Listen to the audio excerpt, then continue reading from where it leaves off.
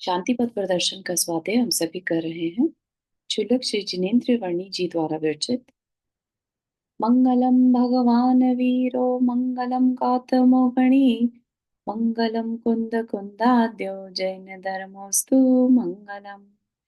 नमो अरिहंताणम नमो सेताणम नमो आयिर्याणम नमो उवचायाणम नमो लोए सवसाहुणम। पंच परमेष्ठी भगवान की जय। अगले 45 मिनट के लिए सभी प्रकार के पापों का त्याग करके सभी नौवर्ण मुकर मंत्र पढ़ लें।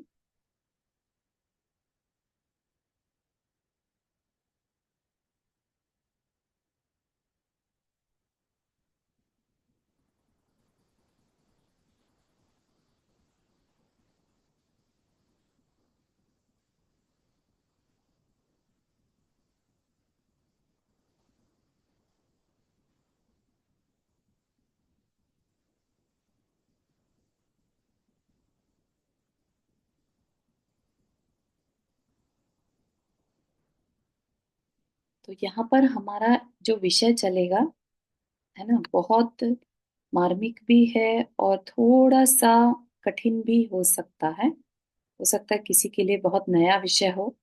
है ना, बात चल रही है अपने आप को जानने की। ठीक है, इम्पोर्टेंट विषय है, इसलिए हम ऐसा नहीं कि इसको स्किप कर दें। तो थोड़ा सा हमने पढ़ लिया था, लेकिन इसको रिपीट में डाल रहे हैं ताकि और क्लियर हो जाए। ठीक है, तो सात तत्वों की बात तो अपन बहुत आराम से कर लेते हैं। जीव अजीव, है ना, नाम अपन ने रट लिए।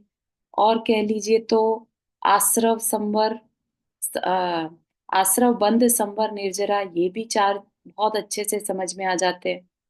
लेकिन जो जीव है, जीव तत्व है, वो अपने आप में इतनी जल्दी से समझ आने वाला नहीं है, और आ भी जाए तो उसके साथ इतनी वैरायटीज हैं कि फिर ये आ, विकारी कैसे हो गया, है ना, इसका मेल कैसे हो गया, इस तरह के प्रश्न आने बहुत ही स्वाभाविक है। ठीक है, तो उन्हीं चीजों का, उन्हीं क्वेश्चंस का आंसर यहाँ पर किया जाएगा कि पहले तो मैं इनको पहचानूं कैसे। राइट, फिर उसमें से अगर मैंने पहचान भी लिया तो मैं इसके अधीन, अजीव के अधीन बना कैसे, है ना। तो इस तरह के जो प्रश्न हैं, वो हम जब सामान्य से सात तत्वों की चर्चा करते हैं तब इन इतनी डिटेल में नहीं जाते जितना यहाँ पर ले जाया जा रहा है। ठीक है, तो इसलिए बहुत ध्यान से सुनने की कोशिश करना। ठीक। तो क्या कहा, शांति पथ के अंतर्गत श्रद्धा के विषयभूत सात तत्वों में से जीव अजीव नाम वाले प्रथम दो प्रधान तत्वों की बात चलती है। ठीक है, बात हो रही है सात तत्वों की ही, लेकिन पहले दो की ही मेनली बात चल रही है। बाकी तो क्या है, बाकी तो कर्म का सब डिटेल्स है। राइट, आश्रव बन संवर निर्जरा मोक्ष। तो अगर पहले दो को समझ लिया तो सारा का सारा प्रोसेस जो है वो करना इजी है। ठीक है, फिर कहा दोनों तत्वों का रहस्यात्मक परिचय पा लेने के उपरांत कुछ प्रश्न स्वतः समक्ष आकर खड़े हो जाते हैं। तो पिछले चैप्टर में हमें ये बता दिया गया कि जो आंखों से दिख रहा है, जो जिसे हम इजीली दूसरा समझ पा रहे हैं, पर मान रहे हैं, वो तो ठीक है, वो पर है। लेकिन उसके भी अंदर में जो हमारे कर्म का एक शरीर है, कार्मिक शरीर है, या तेजस शरीर है, या हमारी बुद्धि है, मन है, संकल्प विकल्प है, राग द्वेष के विचार हैं, ये सब भी क्या है, पुद्गल है, जड़ है। ठीक है, तो ये जो थोड़ी सी जानकारी हमें पिछले अध्याय में बताई गई थी। तो कह रहे हैं कि मान भी लिए अगर कि ये अलग है या जड़ है, ठीक है, लेकिन कुछ प्रश्न खड़े हो जाते हैं। वो प्रश्न क्या है? पहला प्रश्न तो यह है कि इस बाह्य अभ्यंतर, अच्छा, अब सबसे पहले जब भी बात चलेगी, अब एक जगत बाहर है और एक अंदर, ये सबको क्लियर होना चाहिए। बाहर का जगत क्या है, जो अपन आंखों से देखते हैं। भले ही जिसकी आंखें ना हो वो छू कर देख सकता है ना। कानों से सुन सकता है कि कुछ आवाजें आ रही हैं, राइट। जो इंद्रियों से जाना जाए वो बाह्य विस्तार। और अंदर में क्या है, इसका मतलब अंदर में भी कुछ कह रहे हैं, कुछ विस्तार है, राइट। तो अंदर अंतर का विस्तार क्या है, जो कार्मिक शरीर है, राइट। जो राग द्वेष के विचार मन में उठते हैं, मन की जो परिणति है, मन के परिणाम है, भाव है, राइट। वो सब क्या है, वो अभ्यंतर यानी इंटरनल अपना जो एक्सपेंशन है, ठीक है। हालांकि अपन उस तरफ ध्यान नहीं देते डे टू डे में, राइट। अपन का आदत क्या है, बाहर में देखने की, ठीक है ना। तो बाह्य अभ्यंतर अनंत विस्तार में मैं इन दोनों तत्वों के यथार्थ दर्शन कैसे करूं। बाह्य में तो अपने को फिर भी इजीली समझ में आ जाता है, चीजें दिख रही हैं, जड़ है ना। तो बाह्य तो फिर भी इजी है, अभ्यंतर में इनको कैसे मैं पहचानूं, क्लियरली कैसे पहचानूं, ठीक है। यह सब कुछ वैसा ही है जैसा कि दिखाई दे रहा है, या कुछ और, अर्थात क्या यह सत्य है, या है उन दोनों महातत्वों का कोई स्वांग। स्वांग मतलब सत्य मतलब एकदम ट्रू सेंस, है ना। और या इन दोनों का मिला जुला कुछ ड्रामा टाइप का, ठीक है, वो कहना चाह रहे हैं कि उन दोनों ने परस्पर में मिलकर मुझे ठगने के लिए धारण किया है, अर्थात सद सत विवेक, ठीक है। दोनों का अपना कोई अपना अपना एग्जिस्टेंस है, या इसी तरह से हमेशा गडमड है, जैसे दूध में पानी, राइट। तो हम सिंपल आंखों से देखें तो हमें वो अलग अलग नहीं दिखाई देते। तो हम क्वेश्चन कर सकते हैं कि इसमें से कोई तरीका, मतलब अलग वाकई में इसमें पानी मिला है, या दूध और पानी एक ही चीज है, ये कुछ नया सा कुछ बन गया, ठीक है ना। तो ये क्वेश्चन आ सकता है। तो कहा कि सबसे पहला तो क्वेश्चन है, सद सत विवेक क्या है। दूसरा प्रश्न, दूध पानी की भांति एक में होकर धारण किए गए इन दोनों तत्वों के इस स्वांग में मैं तथा मेरा क्या वह कितना अंश है, और मुझसे भिन्न पर का क्या वह कितना अंश है। यानी स्व पर विवेक, मैं कितना और पर कितना, ठीक है। कि भाई हम जैसे बोलते हैं कि मैं यानी जीव तत्व, राइट, मैं यानी प्योर मैं, और पर अब जितना भी कुछ और है वो पर है, राइट। तो कह रहे हैं कि कितना अंश, ये कैसे पता चलेगा, ये क्वेश्चन भी उठ सकता है। फिर कहा तीसरा प्रश्न, अति महिमावंत तथा स्वतंत्र चेतन तत्व होते हुए भी मैं इस जड़ या अजीव तत्व के अधीन कैसे बन बैठा, और हजार प्रयत्न करने पर भी इसके चंगुल से छुटकारा संभव नहीं हो पा रहा, ठीक है। स्वतंत्र चेतन तत्व होते हुए भी किसके अधीन हो गया, कर्मों के अधीन। कर्म क्या है, जड़ है, पार्टिकल्स है ना। कार्मिक पार्टिकल्स जिसे कहते हैं, वर्गणाएं कहते हैं, राइट। वो क्या है, सब पुद्गल है। तो फिर ऐसा क्या हुआ कि मैं कर्म के पुद्गलों के अधीन हो गया, जड़ के अधीन हो गया, है ना। ये भी क्वेश्चन अच्छा आ सकता है मन में। फिर चौथा प्रश्न यह है कि वह कौन सी विधि है जिससे कि इस जगत में रहते हुए भी मैं प्रपंच का स्पर्श न करते हुए केवल इसका दृष्टा बना रहूं। प्रपंच क्या है, राग द्वेष के परिणाम करना, ठीक। तो कहा कि मैं प्रपंच का स्पर्श न करते हुए केवल इसका दृष्टा बना रहा, केवल जानने देखने वाला बना रहा, कि हाँ अब राग हो रहा है, अब द्वेष हो रहा है ना, अब इच्छा हो रही है, उनका भी मैं ज्ञाता दृष्टा बना रहा हूं।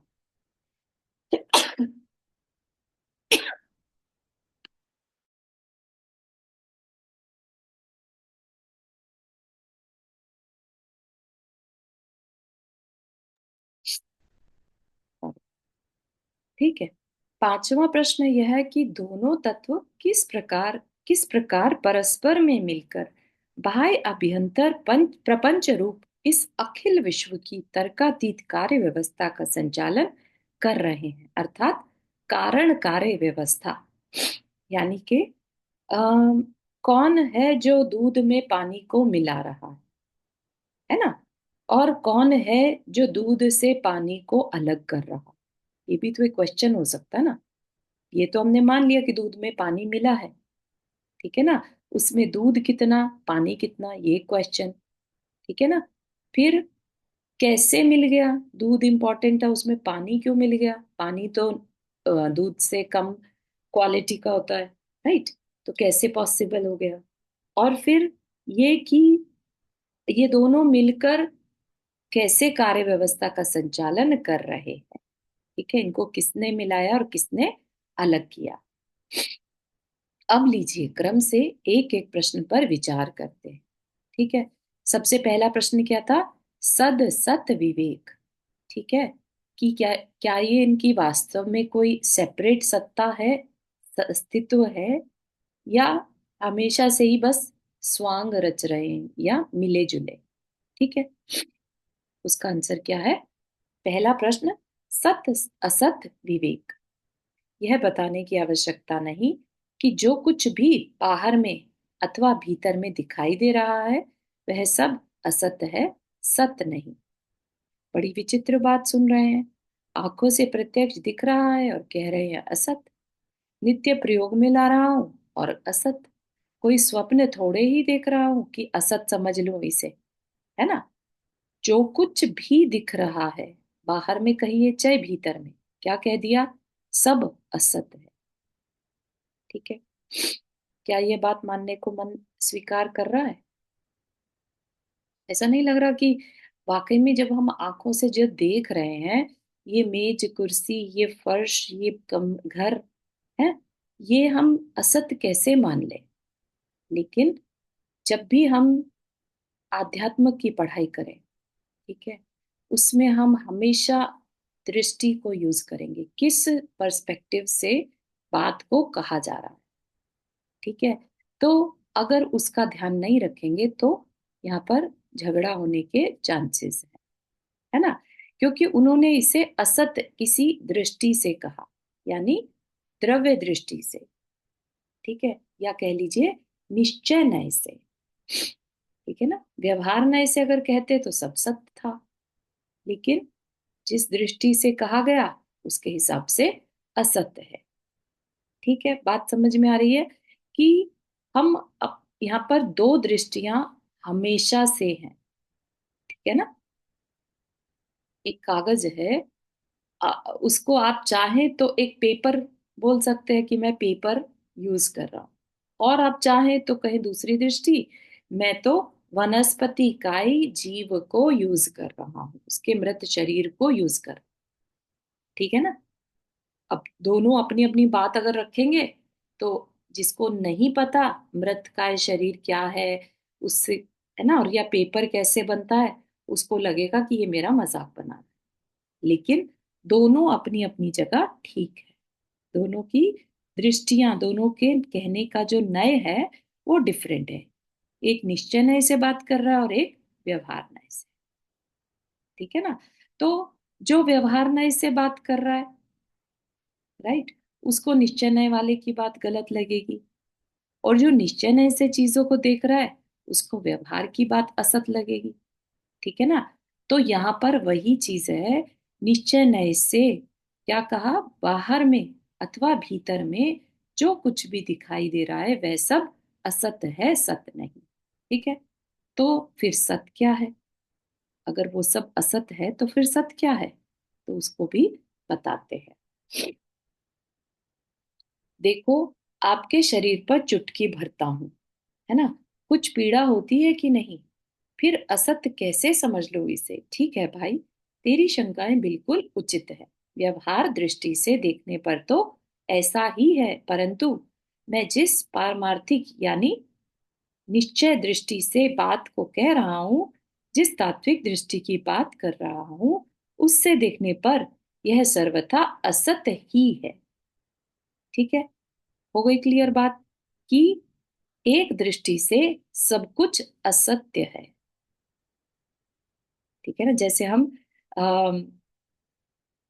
12 भावना पढ़ते हैं तो हम अनित्य भावना की बात करते हैं।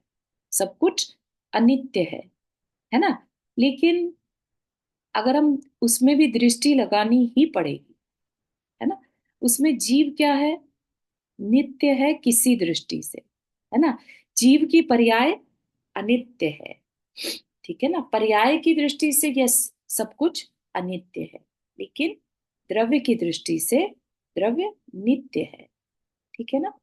तो वही दृष्टि यहाँ पर लगाने के बाद ये क्वेश्चन का आंसर निकलता है कि सत्य क्या है और असत क्या है। विवेक क्या लगाया हमने यहाँ पर? दृष्टि का विवेक लगाया, ठीक है। तो विवेक यहाँ पर हर जगह क्या होगा कि बात को समझना विवेक पूर्वक, ठीक है। यहाँ पर विवेक कैसे लगाया हमने? दृष्टि डिफरेंट है, उसकी वजह से सत और असत हो सकते हैं, ठीक है। तो अभी तो हमने सब देख लिया, असत्य है सब कुछ, राइट। अब सत्य किसे कहते हैं फिर? जिसकी अपनी कोई मौलिक या पारमार्थिक स्वतंत्र सत्ता हो, ठीक। हल्दी और चूने का एग्जाम्पल लास्ट टाइम दिया था। दोनों को, हल्दी अपना इंडिविजुअल है, चूना इंडिविजुअल, राइट। दोनों को मिला दिया जाए तो फिर जो बना चूरन ही होगा वो भी, राइट। हल्दी का चूरा और चूने का चूरा, दोनों को, पाउडर को मिक्स कर दे तो एक पाउडर तो पाउडर ही रहेगा, लेकिन कलर बदल जाएगा, ठीक है ना। तो अब जो उसका लाल रंग निकल कर आया, ये थोड़ा पिंकिश सा होता है, तो क्या उसकी अपनी कोई स्वतंत्र सत्ता है, या फिर वो पीला, हल्दी और चूने से मिला हुआ कुछ है, ठीक है ना। तो यह जो लाल रंग कहाँ से आ गया? सत कहें इसे कि असत कहें, बस यही है वह दृष्टि जिससे देखने पर यह अखिल प्रपंच असत होकर रह जाता है। अगर हम उस लाल रंग के पाउडर में हल्दी को अलग से और चूने को अलग से किसी एक दृष्टि से, ठीक है ना, अगर आप लोग के सामने दो डेयरी है, राइट, एक हल्दी की दे दी जाए और एक चूने की दे दी जाए, ठीक है। अभी थोड़ी देर पहले वो दो डेयरी थी, आपको कहा कि इन्हें मिक्स कर दो, ठीक है, आपने मिक्स कर दी। क्या आपके पास ऐसा कोई ज्ञान है जो उसे अभी भी अलग अलग हल्दी और चूना की तरह से देख पा रहा है, जान पा रहा है? देख तो भले ही ना पाए, लेकिन जान पा रहा है कि ये जो लाल रंग का अभी पाउडर बन गया है ना, ये वास्तव में हल्दी और चूने से बना हुआ है, और कुछ नहीं। तो आपके ज्ञान से पता चल गया, आपको पता था ये दो ढेरी थी, अब मिक्स कर दी, है ना। तो मिक्स होकर जो बना वो रियलिटी नहीं है, ठीक है ना। प्योर हल्दी और प्योर चूना जो था वो रियलिटी, ठीक है। तो बस ये बात अगर आपको समझ में आ गई तो इसी चीज को आगे यूज किया जाएगा, ठीक है। क्लियर हो रहा है ये बात, सत असत विवेक का? जितना यहाँ पर समझाया जा रहा है उतना ही समझने की कोशिश कीजिएगा। अपने जो, जैसा कि पहले स्टार्टिंग में बता दिया था कि पहले की अगर कोई भी नॉलेज है उसको साइड में कर देना, अभी बिल्कुल ब्लैंक दिमाग से अपने को ये शांति पद प्रदर्शन पढ़ना है, ठीक है ना। हो सकता है हमने व्यवहार निश्चय न्याय को पहले से पढ़ा हो, समझा हो, लेकिन यहाँ पर बात को कहने का तरीका डिफरेंट हो सकता है, तो आप कंफ्यूज हो सकते हैं, राइट। तो इसलिए यहाँ पर जिस तरीके से बात को कहा जा रहा है उतना उतना समझते जाना। हाँ, कुछ कहना मत, चाहते हाँ मतलब ये हुआ कि ये जो अपना जो भाव है, अपने राग द्वेष जो भी इतनी इच्छा है, इनको अपन बोले कि वैसे तो ये अजीब है, अजीब है, वैसे तो जीव के साथ मिले हुए हैं इसलिए, पर जब अपन दोनों को अलग करने जाएंगे तब ये अजीब हो जाएंगे। हैं? हाँ, बिल्कुल यही सही, यही मतलब हुआ ना। बिल्कुल सही, यस।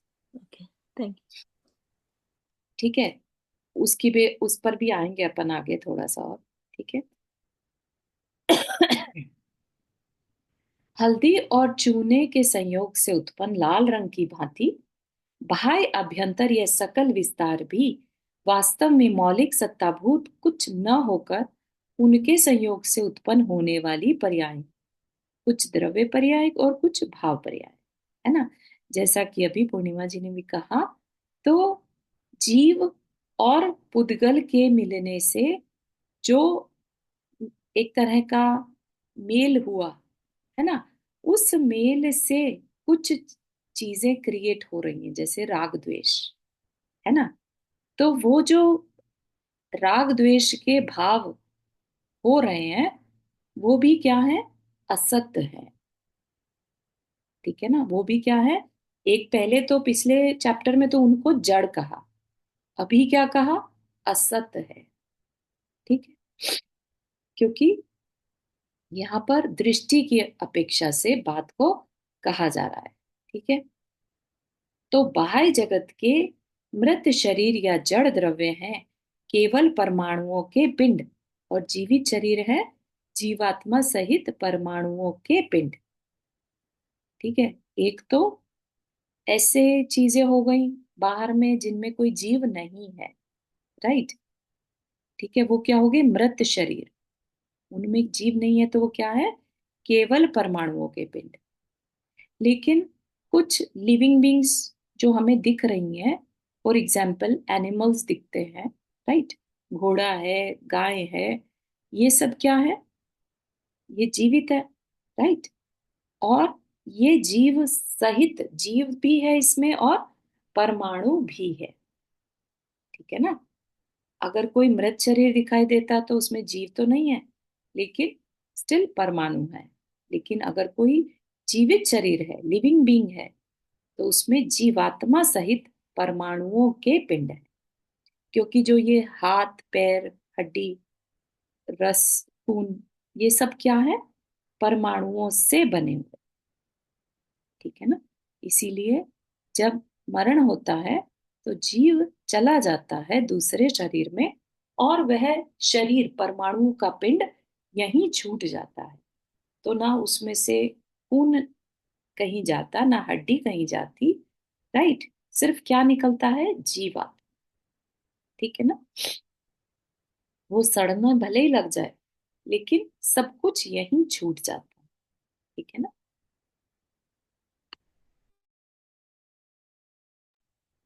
इसी प्रकार अभी क्या बताया था, ये बाह्य बाह्य जो दिखाई दे रहा है, तो वही चीजें दिखती हैं, मृत शरीर दिखेंगे या जीवित शरीर।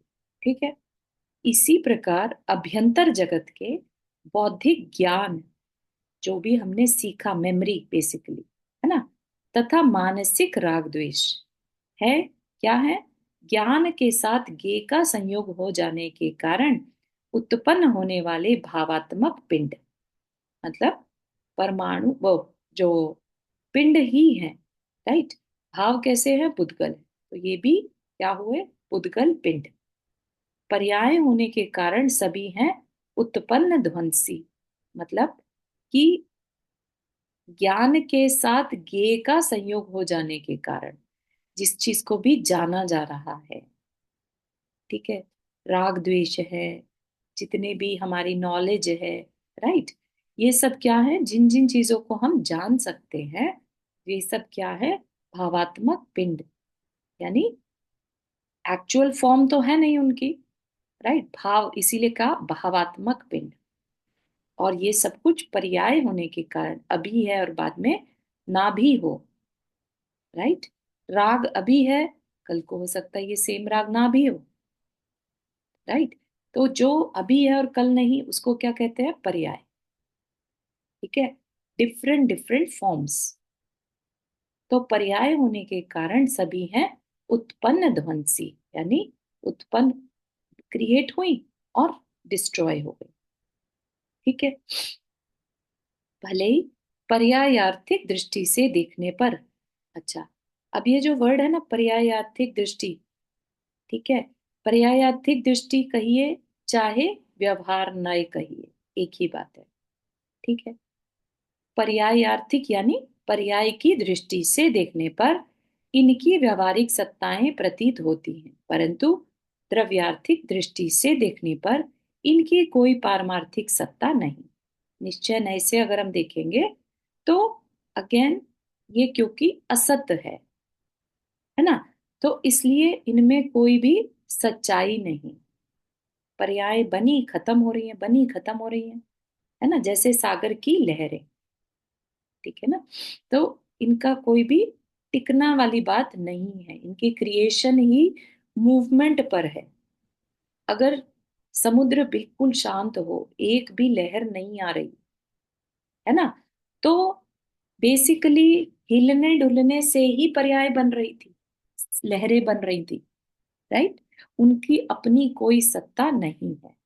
ठीक है, इसी तरह से जो व्यवहार है, राइट, पारमार्थिक दृष्टि से उनकी कोई भी एग्जिस्टेंस नहीं, इसलिए उसको असत कहा।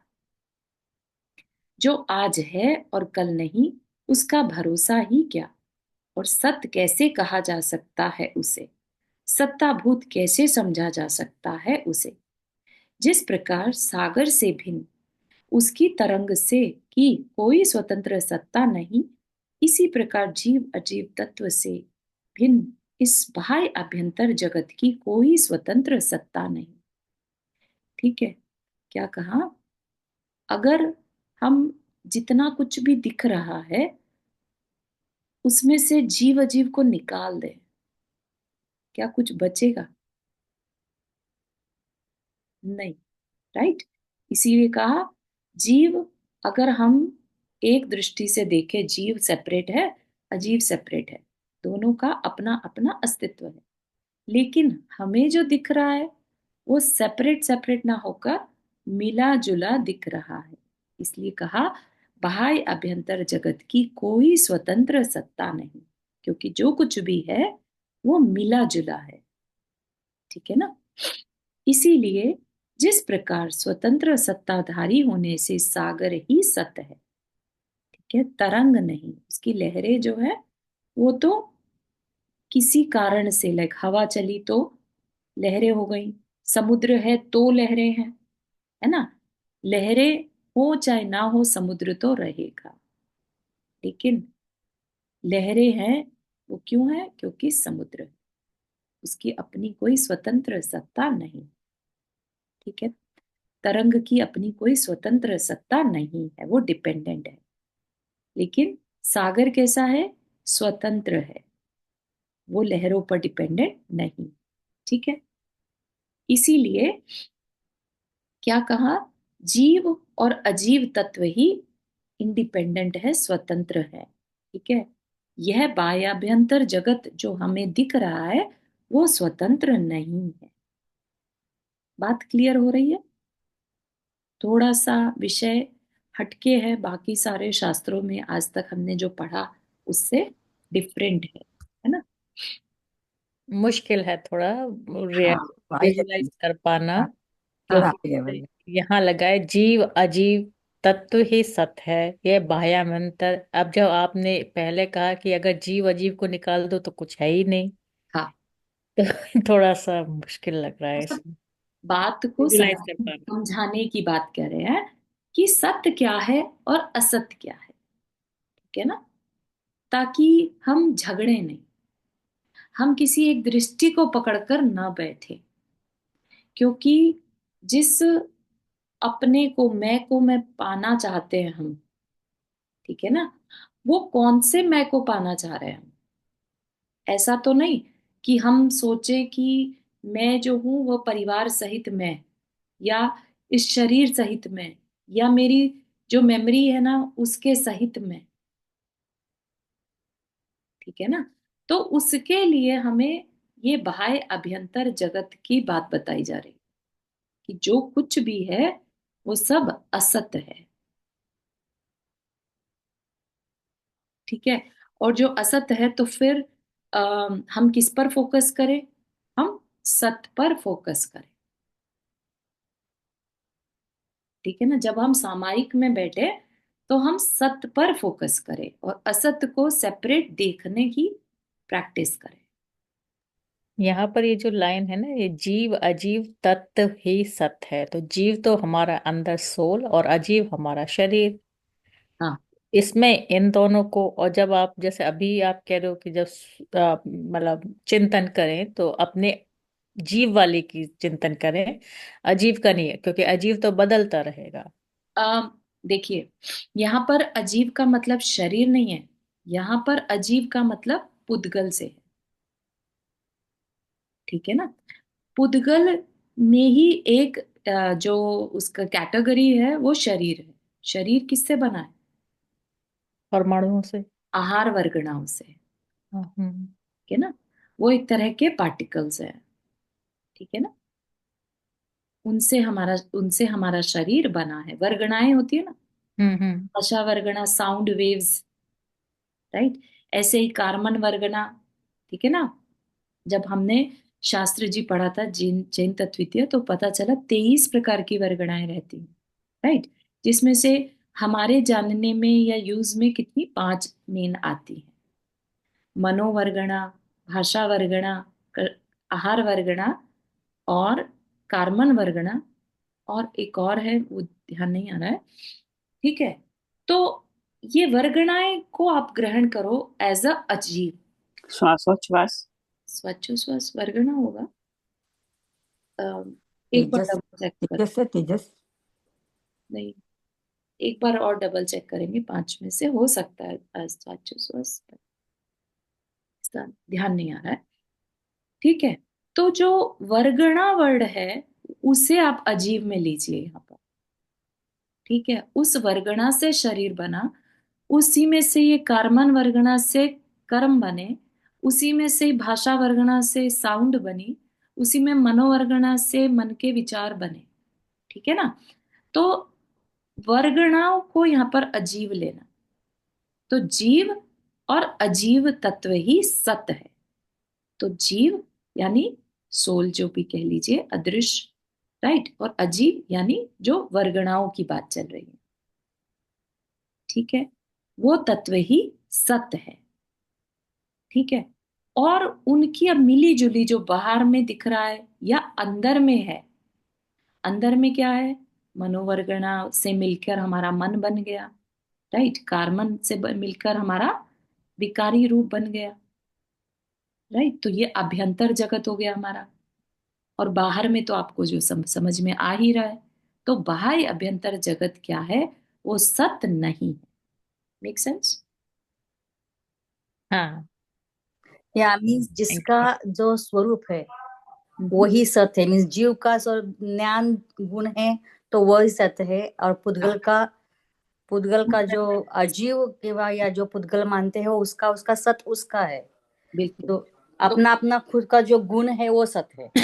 बिल्कुल सही है। हाँ, जीव यानी जीव, और अजीव यानी पुद्गल कह लीजिए। पुद्गल। हाँ हाँ।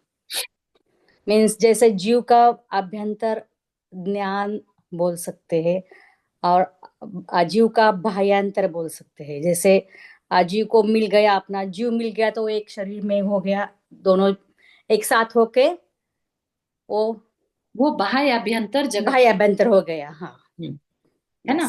अगर हम जीव को अलग देखें और अजीव को अलग देखें तो कोई जगत है ही नहीं, राइट? दोनों अपने अपने में इंडिपेंडेंट हम देख सकते हैं। लेकिन आज की डेट में जो कुछ भी दिख रहा है वो सब क्या है? इन दोनों के मेल से दिख रहा है। ठीक है ना? आपको कहीं पर ऐसा दिखता है जीव इंडिपेंडेंट, स्वतंत्र? बिल्कुल नहीं, राइट?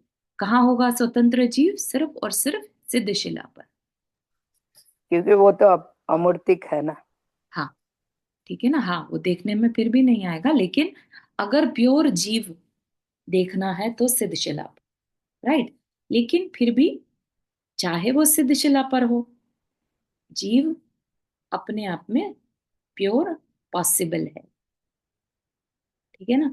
तो उस प्योर फॉर्म को यहाँ पर जीव का सत रूप कहा। ठीक है? जिसे हम निश्चय नय भी कहते हैं। ठीक है? तो जीव की जो प्योर फॉर्म है वो सत, और जो इम्प्योर फॉर्म है वो असत। दैट्स ऑल, इतना ही ध्यान रखना है आप। ठीक है? जब भी सत्य की बात चलेगी वो प्योर फॉर्म की बात है, और जब हम असत की बात करेंगे वो इम्प्योर फॉर्म है। बात समझ में आ रही है? जैसे हल्दी और चूने का एग्जाम्पल याद रखिए। हल्दी अपने आप में प्योर फॉर्म है, ठीक है, तो वह क्या है, सत्व। वही हल्दी चूने में मिलाकर जो पाउडर बना, ठीक है ना, तो वह क्या हो गया, असत्व। ठीक है, इतना लेकर चल सकते हैं अभी। लग रहा है कि आगे जा सकते हैं।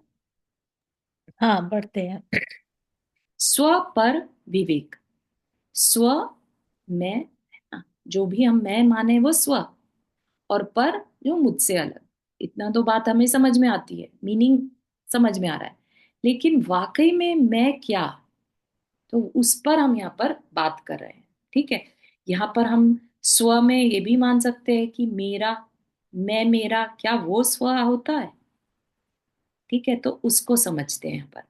अब दो तत्व बताए गए, जीव और अजीव। इनमें से कौन स्व तत्व है और कौन पर तत्व, यह बात खोजनी है। यह स्पष्ट है कि स्व का अर्थ मैं है और मैं चेतन है। ठीक है, इसलिए स्व तत्व जीव ही हो सकता है, अजीव कदापि नहीं। ये यहां तक बात समझ में आई। स्व कौन, मैं, राइट। स्व हमेशा मैं के लिए यूज होता है, और मैं कौन, चेतन यानी जीव। ठीक है, तो स्व कौन हुआ, जीव, है ना। स्व कभी भी अजीव नहीं हो सकता। ठीक है, अजीव तत्व दो कोटियों, कोटि में विभाजित किया जा सकता है। कोटि मतलब कैटेगरीज में। एक वह अजीव जो दूध पानीवत मेरे साथ इस प्रकार मिला पड़ा है कि उस मिश्रण में जीव कौन व अजीव कौन, यह विवेक भी स्थूल दृष्टि से होना असंभव है। यानी अम, हम अपनी जब बात करते हैं स्व की, राइट, तो हम, इट इज पॉसिबल कि हम अपने विकारी भाव को भी स्व कह देते। विकार क्या मतलब हुआ, जब हम में कर्म जुड़ता है, दैट इज विकारी भाव। ठीक है, तो उस विकारी भाव रूपी मैं को जानना वो स्थूल दृष्टि से पॉसिबल नहीं। ठीक है, और जो अपने से अलग, यानी अपने विकारी भाव से अलग जो कुछ भी दिख रहा है, चाहे वो शरीर हो, स्त्री हो, कुटुंब हो, धन, मकान, ये तो स्थूल रूप से भी पता चलते हैं कि ये पर है। ठीक है ना, लेकिन अपने विकारी स्वरूप को हम स्व ना कहें, ये बात यहाँ पर विवेक से सिखाई जा रही है कि उसमें भी विवेक रखें, कि अपने विकारी भाव को, अपने विकारी स्वरूप को स्व मत कहो। भले ही वो एक दृष्टि से हम हैं माना, लेकिन क्योंकि वो हमारा अशुद्ध रूप है, इसलिए उसे स्व नहीं कहा। उसको भी, क्योंकि उसमें पुद्गल मिला है, कर्म, कार्मिक पार्टिकल्स मिले हैं, वह भी पर है। ठीक है, तो स्व क्या, उसमें जितना भी अंश प्योर फॉर्म का है वो मैं, और जो भी इम्प्योरिटी है वो पर। ठीक है, हाँ चारू जी, बहुत अच्छा समझ में आया। यस। बहुत डीप जा रहे हैं, या तो इसकी अगर रिकॉर्डिंग चाहिए तो सुन सकते हैं, बहुत जरूरी है आगे आगे, क्योंकि ये उसी को आपको प्रैक्टिस में लेके आएंगे ये चीज को। ठीक है ना, अब लीजिए जीव तत्व। चारू जय जिनेंद, तुम इसके रिकॉर्डिंग भेजना जरा। मैं तो आज बहुत दिन में सुन रही हूँ ना, तो कुछ समझ आ ही नहीं रहा। तो मैं ठीक है, रिकॉर्डिंग सुनूंगी, तो डेफिनेट, रिकॉर्डिंग भेजना इसकी, ठीक है। बिल्कुल। मैं भी लेट ज्वाइन हुई क्योंकि रात सनसेट हाँ, अब देर होने लगा अच्छा अच्छा, सॉरी, तो टाइमिंग सूट नहीं कर रहा तो, लेकिन यस, रिकॉर्डिंग सुनिएगा पिछले 3-4 बार की आप जरूर से, है ना। जी। अब लीजिए स्टार्टिंग का सुन लेंगे। जी, जीव तत्व यद्यपि स्वपदार्थ कहा गया है, परंतु सर्व ही जीव स्वपदार्थ कहे जा सके ऐसा नहीं। किसको स्व कहना और किसको पर कहना। अतः जिस जीव विशेष में चैतन्य के अतिरिक्त इस मैं पने का लक्षण भी घटित होता हो, वह एक जीव विशेष तो स्व पदार्थ है, और केवल चैतन्य लक्षण वाले शेष सर्व जीव पर पदार्थ हैं। इसमें तो किसी संशय को अवकाश नहीं, परंतु इसका भी एक विशेष अंश ऐसा है जिसे यहाँ पर पदार्थ रूप से देखना अभिष्ट है। एक बार ये पूरा सेंटेंस करते हैं। साधारण दृष्टि से तो वह अंश स्व पदार्थ रूप ही दिखाई देता है, क्योंकि वह स्वयं मेरी ही कोई अवस्था विशेष है, जो भले ही उपरोक्त पर पदार्थों का आश्रय लेकर उत्पन्न होता हो, पर है चैतन्य रूप, जड़ रूप नहीं। ठीक है, तो क्या कह रहे हैं कि मैं पना यानी मेरा जो विकारी भाव है उसकी बात यहाँ पर कह रहे हैं कि वह भी चैतन्य रूप दिखता है ना। हम उसको पूरी तरह से जड़ नहीं कह सकते। क्यों? क्योंकि उसमें मैं और कर्म दोनों जुड़े हैं। राइट, तो मैं क्या हूं? मैं तो चैतन्य हूं। राइट, और कर्म क्या है? जड़ है। अब क्योंकि दोनों की मिलीजुली अवस्था है, ठीक है ना, तो जो चैतन्य, उसको क्या कहा जाएगा? पहले भी इस बात को सिद्ध किया गया था पिछले चैप्टर में कि जो मिली जुली अवस्था है जीव और कर्म की, है ना, उसको हम चैतन्य रूप ही मानते हैं, जड़ रूप नहीं। ठीक है, मेरा संकेत अभ्यंतर के उस चिदाभासी जगत की ओर है जिसका कि संग्रह अजीव तत्व के अंतर्गत किया गया है। ठीक है, क्योंकि उसमें जड़ भी मिला है, इसलिए उसे कहाँ रख दिया? अजीव तत्व के अंतर्गत। ठीक है ना, तो वो पूरी तरह से चैतन्य है और ना पूरी तरह से जड़ है। ठीक है ना, तो वह क्या है? चिदाभासी जगत है। ठीक है, यहाँ इतना भी बताना इष्ट है कि स्थूल दृष्टि से दिखने वाले भिन्न क्षेत्र में स्थित जड़ पदार्थ अर्थात धन आदि और चेतन पदार्थ पुत्र आदि, उच्च सूक्ष्म दृष्टि से दिखने वाले एक क्षेत्र में स्थित जड़ पदार्थ अर्थात शरीर व कर्म आदि, और अत्यंत सूक्ष्म दृष्टि, तो यहाँ पर क्या बता रहे हैं? तीन दृष्टियां, स्थूल दृष्टि, राइट, उससे कुछ सूक्ष्म दृष्टि और अत्यंत सूक्ष्म दृष्टि। ठीक है, तो स्थूल दृष्टि से हमें क्या पता चल रहा है? कौन हमारा जड़ है? जो दूसरे क्षेत्र में हमसे अलग, कुछ भी अगर हमसे अलग है तो वो क्या है? जड़ है। ठीक है, फिर सूक्ष्म दृष्टि से हम और भीतर गए, जो शरीर और कर्म है वो जड़ है, हमसे अलग है। राइट, अब अत्यंत सूक्ष्म दृष्टि से देखें तो अत्यंत निकट व तन्मय रूप से प्रकाशमान मन बुद्धि आदिक तथा नित्य निरंतर नृत्य करने वाले रागादिक भाव, इन सबको पर पदार्थ रूप से ग्रहण करना चाहिए। ठीक है ना, उसी बात का रिपीटिशन हो रहा है। ठीक है, उसको जस्ट क्लियर कर रहे हैं। तात्पर्य यह है कि सकल बाह्य आभ्यंतर विस्तार पर तत्व है। ठीक है, तो जो हमारा विकारी स्वरूप है वह भी क्या है? पर है। तो हम स्व किसे माने? तो जो हमारा प्योर फॉर्म है, जिसको हम सिर्फ और सिर्फ निश्चय नय से देख सकते हैं, हमें दृष्टि को बदलना पड़ता है। ठीक है ना, वह भी बात अभी बताई जाएगी कि उसके लिए हमें हमारे अंदर एक प्रज्ञा झैनी होनी चाहिए उस स्व को देखने के लिए, है ना। क्योंकि हमने क्या किया? यहाँ पर सब कुछ हटा दिया। जो स्थूल दृष्टि से दूसरा पर दिखाई दे रहा था, जैसे कि घर है जिसे हम कभी तो अपना कह रहे थे, है ना, लेकिन वो हमसे अलग है, तो वो सबको हटा दिया। फिर शरीर कर्म को भी हटा दिया, कार्बन पार्टिकल्स को भी हटा दिया, है ना, लेकिन और अंदर गए तो मन बुद्धि और हमारे रागादि भाव, इन सबको भी क्या कहा? पर पदार्थ रूप से ग्रहण करना। यानी जो कुछ भी बाह्य अभ्यंतर विस्तार है वो सब कुछ पर है। ठीक है,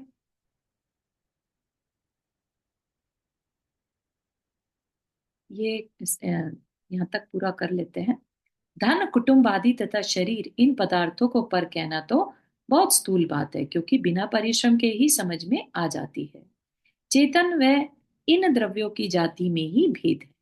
चेतन यानी जो हमारा प्योर फॉर्म है, राइट, और इन द्रव्यों की जाति में ही भेद है। तीन काल में भी एक हो नहीं सकते। जीव शरीर आदि को जीव कहना स्पष्ट असत्यार्थ है। शरीर को अगर हम जीव कहने लगे तो कोई सेंस नहीं बनती, है ना। अध्यात्मवादी कभी भी यह कहना स्वीकार नहीं कर सकता, परंतु हम तो तुम्हें इससे भी कहीं आगे ले जाना चाहते हैं, वहां जहां की अध्यात्म का सूक्ष्म रहस्य छिपा है। ठीक है, बात समझ में आ रही है। यहाँ पर स्व किसे कहा? प्योर फॉर्म को, ठीक है, और पर किसे कहा? हमारी प्योर फॉर्म के अलावा अगर कुछ भी है। और प्योर फॉर्म क्या? देखने जानने वाला, ऑब्जर्वर। ठीक है ना। हाँ नंदा जी, आपने हाथ रेज किया।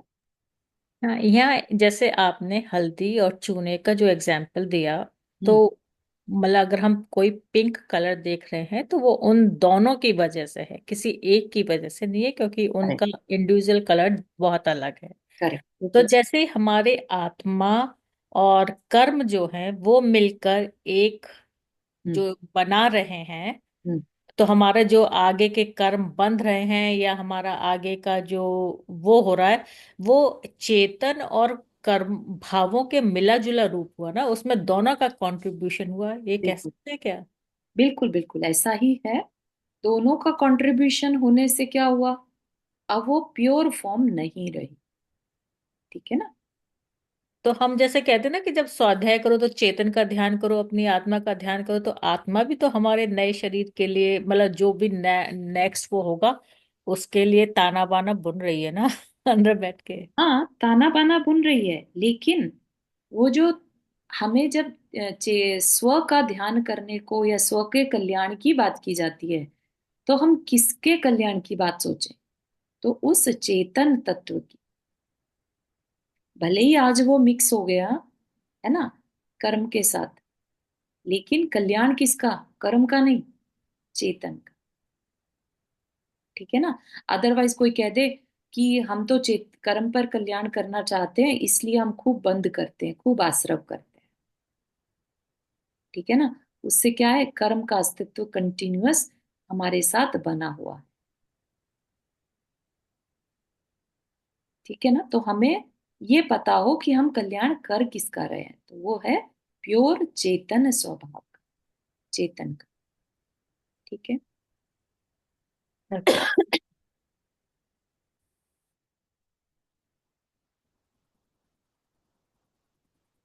चलिए यहीं तक रखते हैं। आप एक बार और रिकॉर्डिंग को सुनिएगा, अगर कुछ भी क्वेश्चन है तो अपन उसको पहले अगले सेशन में फिर से उसको पहले देखेंगे और फिर आगे बढ़ेंगे, क्योंकि विषय थोड़ा सा हार्ड है, लेकिन बहुत इंटरेस्टिंग है, बहुत ज्यादा। आपको ऐसा लगेगा कि पता नहीं क्या ही पढ़ लिया, है ना। आगे इस फिर सामायिक करने में बहुत मन लगेगा। चलिए, जिनवानी स्तुति। जावानी के ज्ञान से सुझे लो कालो, सोवाणी मस्तक धरो सदा देत बूधो। हे जिनवाणी भारती तो ही जपो दिन रैन, जो तेरा शरणा गए सो पावे सुख चैन। नौ बार नमः।